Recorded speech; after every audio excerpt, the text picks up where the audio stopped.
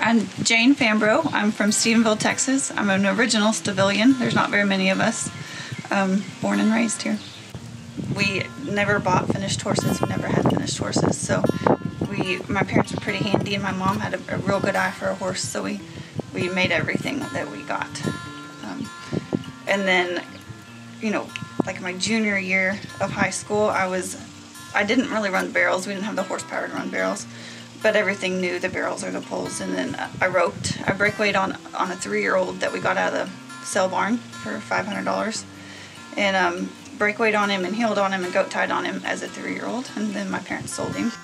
My freshman year of college, I lived with Ryan Padone and got introduced to the futurity industry, and it was eye-opening, I guess, to see. I didn't know that you could actually train horses for a living. Like, I didn't know that was actually a thing. So that was neat. I only made it with her 6 months. She works harder than anybody else I know, and I couldn't take it and go to college. So I moved back home. But I was hooked. I liked it. I thought it was cool that you could take a baby and train it and sell it as a 5-year-old and make money. So my sophomore year in college, I took out a student loan and bought 2 futurity colts and had a good time doing it. The first set, that was the first set of futurity colts, and that first set, one of them went on to win, and with both a junior high girl and a high school girl, won at all the junior high and high school rodeos, won some money in the pro rodeos on her. She was a 19-22nd pole horse. She was really neat. And then the other one went to Florida and was winning like parimutuel barrel races and setting arena records and stuff. So that was neat as the first set.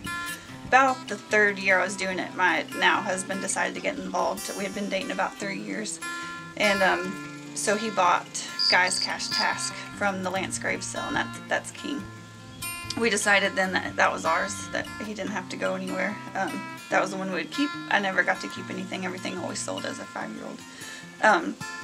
We kind of joked. Cameron and I had been together 3 years, I think, when I bought him, and we always joked that he was my engagement ring. Like, he wasn't. We would get married eventually, but that was my engagement ring. So just be patient. So after Diamonds and Dirt, he went in there and just spooked at something and didn't turn the first barrel, and Cameron decided we're doing something different. We're going to start amateur rodeoing. And anyway, we entered up, and 3rd amateur rodeo he placed at a tough one, and he was hooked. Like, he loved it. He loved the energy. He liked the crowds. He loved it. He could really focus, and he took to it like duck to water. Like, he would thrive, and he wouldn't spook. There was never, like, he was focused. So yeah. And then after that, the first year we started amateur rodeoing with him, he made the UPRA and the CPRA finals, and then he made it the next year and won the Horse of the Year at the UPRA finals in 2016, and then made it in 2017. He was in the top 5 in the UPRA, the CPRA, LRCA, and the Stand United finals. I guess the ironic part was that when I started rodeoing is when I found out I had cancer the first time in 2015, and I had surgery probably 2 months before the CPRA finals, 3 months before the CPRA finals, and he was the reason I got through that the first time.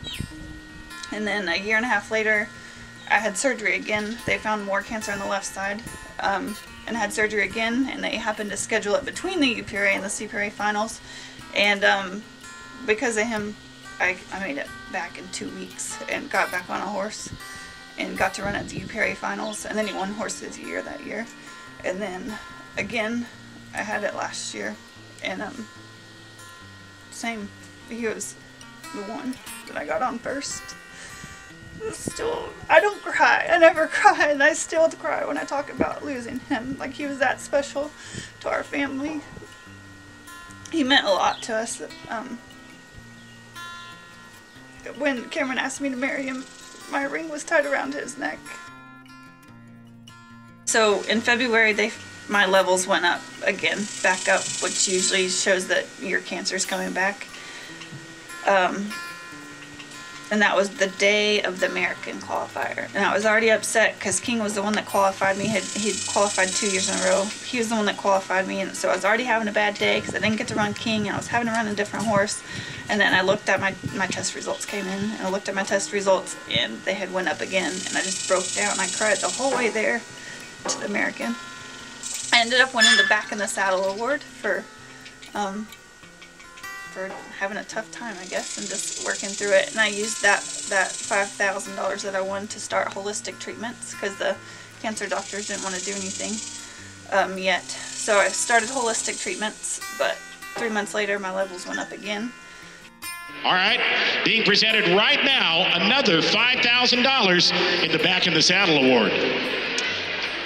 Jane, you were nominated by your peers for your grit and determination. You're a 3-time cancer survivor, and you've survived losing your great horse. Congratulations on this award. Tell us just a short version of your story. So 4 years ago, I got diagnosed with thyroid cancer.